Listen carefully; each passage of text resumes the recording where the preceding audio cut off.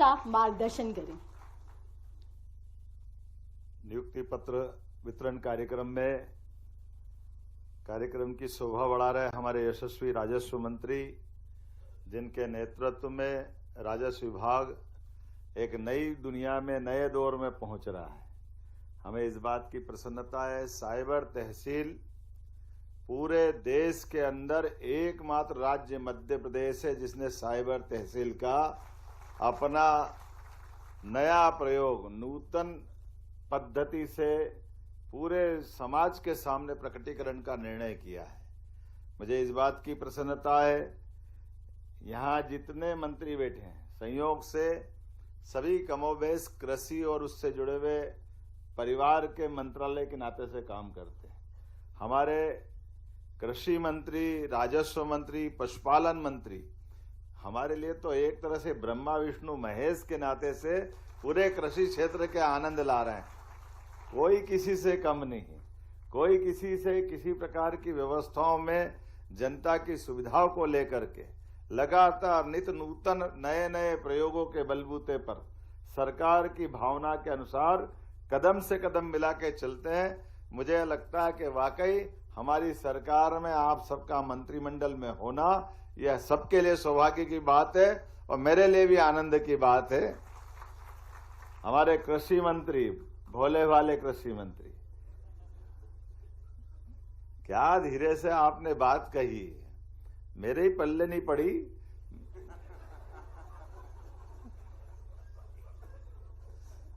मैं ये पूछ रहा कि कृषि अधिकारी आए कहां से, तो आपने कहा वो ग्रामीण कृषि विस्तार अधिकारी का पहले पद था। तो मैंने और पहले क्या कहते थे इनको, क्या कहते थे? अब बताओ कहां से कहां पहुंच गए। लेकिन कोई बात नहीं, हमारे लिए अधिकारी का मतलब कोई और होंगे जो अधिकारी का मतलब अहंकार से मन के लेकर के कुर्सी पे बैठे। हम अधिकारी मतलब अधिक कार्य करने वाले बने, ये मैं आपको शुभकामना देना चाहूंगा। हमें गर्व है इस बात का, यशस्वी प्रधानमंत्री अपने आप को देश के प्रधान सेवक के नाते से जानते। हमें इस बात का गर्व है, हम भी हमारे मंत्रिमंडल के साथियों के सहित हम अपने अपने दायित्व के अनुसार अपने आप को जनता का सेवक के नाते से काम करते। तो जनता के सेवक हो या अधिक कार्य करने वाले हों, इनके दोनों के बीच में अहंकार नहीं होगा, इस बात की हम मन में संकल्प लें और अपने आप को जीवन के आगे आने वाले मुकाम की तरफ नए संकल्प के साथ बढ़े। एक और मंत्री बैठे हैं, श्रीमान लखन पटेल जी।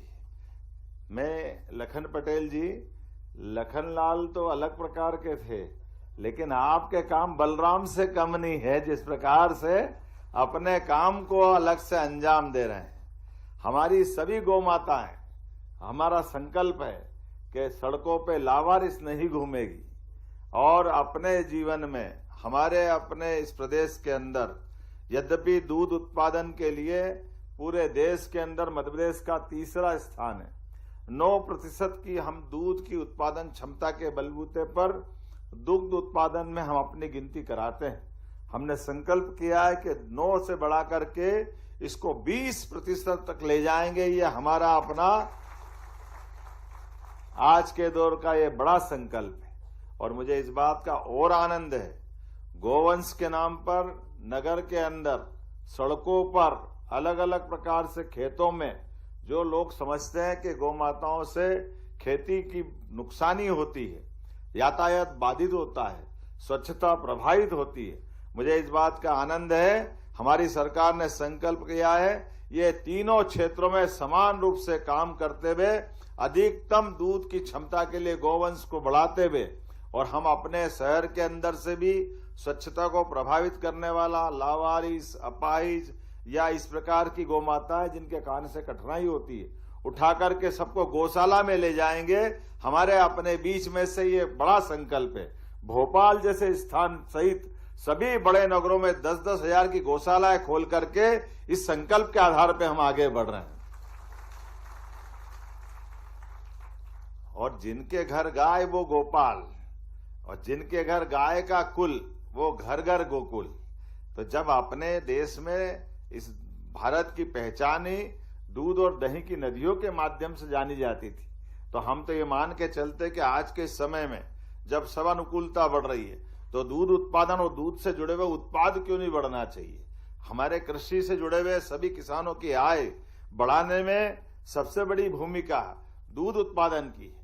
मैं मानकर चलता हूं कृषि तो हमारे लिए लाभकारी है ही, लेकिन कृषि की आय आने में 3 से 4 महीने का समय लगता है। लेकिन किसान के हाथ में रोज पैसे रखने के लिए गौ माता का ही तो सहारा रहता है, दूध उत्पादन का तो सहारा होता है।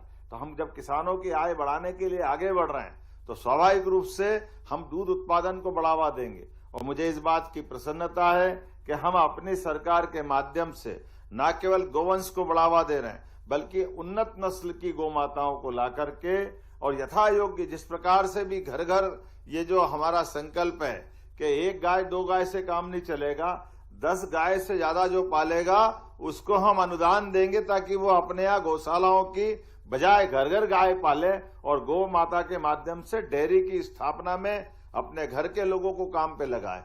इसके कई लाभ होंगे।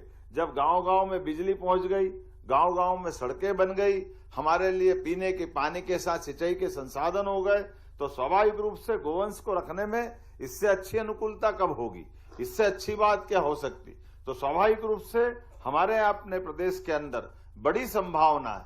इसलिए आज के इस अवसर पर जब हम अपने पदों को लेकर के बात कर रहे हैं कि यहाँ हम नियुक्ति पत्र की बात देने की करेंगे, तो तीनों तरह के अलग अलग प्रकार के हमारे उत्तरदायित्व, नए अधिकारी, नए शासन से जुड़ने वाले, हमारे एक तरह से अंगांगी भाव से आने वाले हमारे परिवार के नए सदस्य आज जुड़ रहे हैं। मुझे इस बात की प्रसन्नता है कि नायब तहसीलदार वो हमारे साथ जुड़ रहे हैं। नायब नहीं, नायाब हो गए आप, मैं आपको शुभकामना देता हूं। नायब और नायाब में अंतर होता है। नायाब आपकी प्रतिभा को उत्कर्ष से उत्कर्ष की ओर ले जाए, इस बात का आनंद हमको होगा। और इसी प्रकार से जो हमने बात कही है कि आज 362 की शासकीय कर्मचारी और यही नहीं आ रहे हैं, इनके माध्यम से भविष्य की बड़ी संभावना, विकास का एक संभावना लेकर आ रही है। और खास करके हमारे क्षेत्र के अंदर जब हम अपनी एग्रीकल्चर ग्रोथ रेट 25% के आगे तक ले गए हैं, जब कृषि का रकबा आज की स्थिति में 48 लाख हेक्टेयर पे हो रहा है और हमने तय किया कि 5 साल के अंदर इसको 1 करोड़ लाख हेक्टेयर तक पहुंचाने वाले हैं, जब ये संकल्प हमारा है तो स्वाभाविक रूप से हमें सभी प्रकार के प्रबंधन बेहतर से बेहतर करना पड़ेंगे। राजस्व के अधिकारियों की अधिकांश नियुक्तियां करना पड़ेगी। हमारे कृषि अमले का भी इसी प्रकार से बदलाव लाने पड़ेगा। पशुपालन विभाग की बात कही है तो आज हमारे यहाँ पर 70 पशु चिकित्सकों के सहायक शल्य चिकित्सक के पद आए हैं। इसी प्रकार से नायब तहसीलदार 36 है, कृषि विभाग के 256 पद हैं। कुल मिलाकर के 362 पदों की नियुक्ति हो रही। लेकिन मैं आपको और भी जानकारी देना चाहूंगा, बदलते दौर में यशस्वी प्रधानमंत्री के नेतृत्व में अब हमारा आपका जहां से आप अपनी अपनी शिक्षा ग्रहण करके आए, बीते 2 दिन पहले हमने महामहिम के साथ मीटिंग की थी और कई सारे ऐसे बाधाओं को, जिन बाधाओं को आपने तो पार कर लिया है, लेकिन मन में आपको भी टीस रहती होगी कि हम अपनी क्षमता योग्यता में अपने संसाधनों के बलबूते पर और क्या क्या किस प्रकार से इसको आगे बढ़ाएं। तो जैसे उदाहरण के लिए कृषि क्षेत्र में, एग्रीकल्चर के सेक्टर में हमने कहा कि वो जमाना गया कि केवल कृषि महाविद्यालय से, कृषि विश्वविद्यालय से कृषि की पढ़ाई होगी। अरे जब हमारा कृषि प्रधान देश है, कृषि प्रधान प्रदेश है, तो स्वाभाविक रूप से हमको अधिकांश लोगों को मौका देना पड़ेगा। ये अलग बात है कि हमारे मापदंडों के साथ, भारत सरकार के मापदंडों के साथ अनुसंधान आदि के सभी कामों को जोड़ते हुए हमारे यहाँ कृषि के दायरे में अधिकांश विद्यार्थियों को आने का मौका मिलना चाहिए। इसीलिए हमने कहा अब केवल कृषि एग्रीकल्चर बीएससी कराने के लिए केवल एग्रीकल्चर कॉलेज नहीं होगा, हमारे सभी महाविद्यालय और विश्वविद्यालय में अपनी अपनी क्षमता के साथ भारत सरकार के मापदंडों को स्थापित करते हुए बीएससी एग्रीकल्चर को प्रोत्साहन देगी हमारी सरकार। ये संकल्प हमने किया और इसके दायरे खोलने की बात की। इसी प्रकार से वेटनरी के मामले में भी हमने कहा कि अब विश्वविद्यालय नई शिक्षा नीति 2020 के परिप्रेक्ष्य में अपने अपने दायरे में केवल एक सब्जेक्ट लेकर आगे नहीं बढ़ेंगे। हमारे महाविद्यालय, विश्वविद्यालय, हमारे सभी प्रकार के एलोपैथिक, आयुर्वेदिक, होम्योपैथिक, वेटनरी, ये जो चिकित्सा संस्थान है, अलग अलग प्रकार की अपनी अपनी भूमिका लेकर आ रहे हैं। तो इनकी भूमिका के अंदर हम सबको संभावनाओं का आकाश देना पड़ेगा। हमको संभावनाओं के आकाश में हमारे उपलब्ध संसाधनों का बेहतर से बेहतर उपयोग करते हुए, जैसे उदाहरण के लिए हमने निर्णय किया है कि अगर देवी अहिल्या विश्वविद्यालय अपने सभी प्रकार के कोर्स आगे बढ़ाता है तो मेडिकल कॉलेज क्यों नहीं खोलता है? उसको मेडिकल कॉलेज खोलना चाहिए। और हमने कहा वो जाकर सुदूर झाबुआ जैसे आदिवासी अंचल में मेडिकल कॉलेज खोले और मेडिकल कॉलेज के माध्यम से उस क्षेत्र के लोगों को भी लाभ दे और शासन में अपनी भूमिका अदा करे। मुझे इस बात की प्रसन्नता है, केवल हमारा वेटनरी कॉलेज जबलपुर अकेला नहीं है। हमने डेयरी साइंस के मामले में भी कहा है कि दूध डेयरी को जब बढ़ावा देने की बात कर रहे हैं और दूध के उत्पादन को बढ़ाने की बात कर रहे हैं, तो एक ही जगह से क्यों दूध डेयरी के और सभी प्रकार के प्रशिक्षण के और डिग्री के काम होना चाहिए, इसके भी दायरे बढ़ना चाहिए। कुल मिलाकर के सभी नई प्रतिभाओं को अलग अलग क्षेत्र में समान रूप से अवसर मिले। मुझे इस बात की प्रसन्नता है, आज के इस अवसर पर जब आपको यह नियुक्ति पत्र दिया जा रहा होगा, मैं मान के चलता हूं अतीत में आप पीछे मुड़ के देखेंगे तो आपको यहाँ तक आने में अपने परिवारजनों की भी मदद मिली होगी। कहीं किसी को बहन की मिली होगी, किसी को भाई की मदद मिली होगी, कहीं माता पिता ने अपने श्रम से आपको आगे बढ़ने का अवसर दिया होगा। उन सबकी आशा अपेक्षा के आधार पर आपने अपना मुकाम पाया है। मैं आपके लिए शुभकामना भी देता हूं, बधाई भी देता हूं। और आपके लिए जिन जिन ने त्याग किया है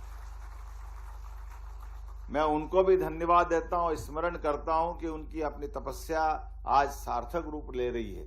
लेकिन मान के चलिए कि संभावनाओं के आकाश में जहां आप आज आए हैं, यहां रुकना नहीं है, यहां से और आगे बढ़ना है। जो हम काम कर रहे हैं उसको काम को करते करते आप और अपनी नए प्रकार की भूमिका में आने के लिए मन में संकल्प करिए। जो काम मिले उसको अच्छे से अच्छे करिए और साथ ही साथ नई नई संभावना देखिए। मैं कई नए बहुत सारे ऐसे आईएएस अधिकारी को जानता हूं, आईपीएस अधिकारी को जानता हूं और ऐसे कई सारे लोग। वैसे तो मेरे अपने जीवन का अनुभव भी ऐसा ही है। मुझे ध्यान में आता है जब मैंने बीएससी एलएलबी की, मैं पिछली बार भी सुनाया था ये किस्सा। तो मैं पीएससी के चेयरमैन के घर गया था, उनने कहा ये 87-88 की बात है। उन्होंने कहा बेटे आपने क्या किया? तो हमने कहा मैंने बीएससी एलएलबी किया है। उस समय मैंने बीएससी एलएलबी किया था। तो बोले आप पीएचडी दो? बोला आप ये मान के चलो आपसे मैं बात कर रहा हूँ तो मुझे आपका कॉन्फिडेंस और आपकी डिग्री और आपकी जो रिकॉर्ड वो देख के लगता है कि निश्चित रूप से आप भावी डिप्टी कलेक्टर के रूप में होंगे। मेरे मुंह से निकला भाई साहब आपको धन्यवाद, लेकिन मैं नौकरी वोकरी करने वाला नहीं हूँ, मेरे हाथ के नीचे आईएएस काम करेंगे। आप कहाँ चक्कर पड़े डिप्टी कलेक्टर के? मुझे इस बात के लिए कोई मन में अफसोस भी नहीं था, क्योंकि ये बात सही है कि हम अपनी क्षमता योग्यता को, ये बात सही है कि सर्टिफिकेट के माध्यम से दूसरों को बताते हैं, वो आपको दिखाता है कि हाँ आप योग्य हो, लेकिन उससे ज्यादा तो आप अपनी योग्यता पे स्वयं जानते हैं। आपका अंदर का कॉन्फिडेंस आपको बताता है कि आप किस पिंड के बने हुए हैं। तो स्वाभाविक रूप से हम अपनी क्षमता योग्यता को जाने और अच्छे से अच्छा करने का संकल्प करें। आप अपने माध्यम से शासन को भी गौरवान्वित करेंगे, शासन के दिए गए उत्तरदायित्व को भी समझेंगे और प्रदेश की उन्नति में यशस्वी प्रधानमंत्री के नेतृत्व में आगे बढ़ने के लिए सभी प्रकार के अवसरों को बेहतर से बेहतर तरीके से बुनाते हुए आगे बढ़ाएंगे। मेरी अपनी ओर से पुनः आप सबके प्रति शुभकामना, बधाई, बहुत बहुत धन्यवाद। धन्यवाद सर। आपके मूल्यवान शब्द इस भावी प्रशासनिक पीढ़ी का अवश्य मार्गदर्शन करेंगे, जो कि राष्ट्र तथा प्रदेश की उन्नति में कारगर सिद्ध होगा। कर्म करो तो फल मिलता है, आज नहीं तो कल मिलता है। जितना गहरा अधिक हो कुआं, उतना मीठा जल मिलता है। इसी कथन के साथ अब मैं सर्वप्रथम आमंत्रित करना चाहूंगी किसान कल्याण एवं कृषि विकास विभाग के कृषि विस्तार अधिकारी के पद पर चयनित हमारे नवनियुक्त अधिकारियों एवं कर्मचारियों को, जिन्होंने अपनी कड़ी मेहनत से मुकाम अर्जित किया। मैं सबसे पहले आमंत्रित करूंगी सुश्री प्रियंवदा द्विवेदी को, कृपया वे मंच पर आएं एवं माननीय मुख्यमंत्री एवं मंत्रीगणों से अपना नियुक्ति पत्र ग्रहण करें। सुश्री प्रियंवदा द्विवेदी, तालियों से हमारे जो नव चयनित अधिकारी गण हैं उनका कृपया आप लोग हौसला बढ़ाएं। अब मैं श्री कमलेश वाटी जी को भी बोलूंगी, कृपया अपना स्थान ग्रहण कर लें। श्री कमलेश वाटी जी, आप सभी को बहुत बहुत बधाई।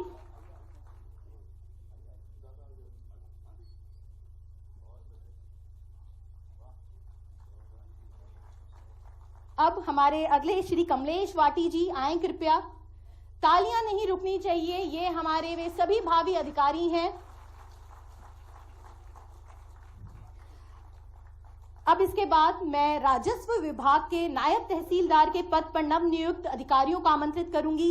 इसमें सर्वप्रथम सुश्री आरती सोलंकी जी, तालियों से सुश्री आरती सोलंकी जी का स्वागत करें। इन लोगों की कड़ी मेहनत के बाद आज लोगों ने ये पद हासिल किया है। इसके बाद श्री रवि पटेल जी, वो भी नायब तहसीलदार के पद पर राजस्व विभाग में नवनियुक्त पदाधिकारी हैं। श्री रवि पटेल जी।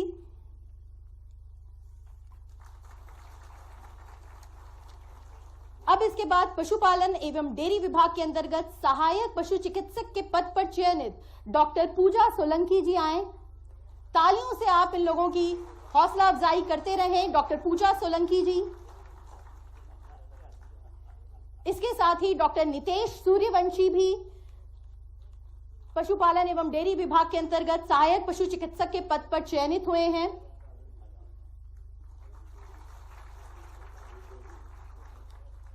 श्री राजेंद्र मीना जी, जो कि कृषि विस्तार अधिकारी के पद पर चयनित हुए हैं, वे आए एवं अपना नियुक्ति पत्र ग्रहण करें। तालियों से राजेंद्र मीना जी का आप लोग मनोबल बढ़ाएं। सुश्री बबली बागरी जी, वे भी कृपया मंच पर आएं। मुझे पूरी उम्मीद है कि हमारे जितने नए कृषि विकास अधिकारी चयनित हुए हैं वे हमारी कृषि में बहुत ही अपना महत्वपूर्ण योगदान देंगे। सुश्री अर्चना गौड़ जी, सुश्री अर्चना गौड़ जी को भी कृषि विस्तार अधिकारी के पद पर चयनित किया गया है।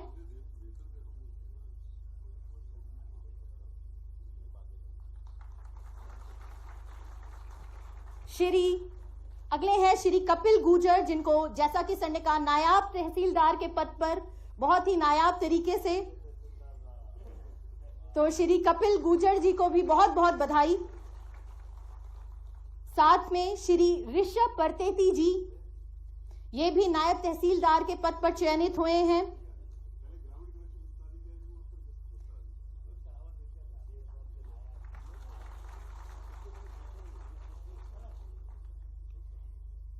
इसके बाद श्री हरिवंश प्रसाद प्रजापति, मैं सबसे अनुरोध करूंगी तालियों की गड़गड़ाहट से हमारे हरिवंश प्रसाद प्रजापति जी का, ये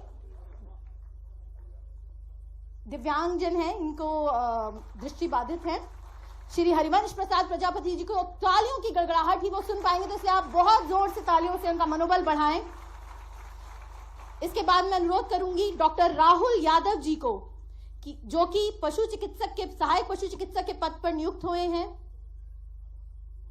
डॉक्टर राहुल यादव जी, बहुत बहुत बधाई, शुभकामनाएं। इसके बाद डॉक्टर अदिति मालवीय, डॉक्टर अदिति मालवीय भी सहायक पशु चिकित्सक के पद पर चयनित हुई हैं।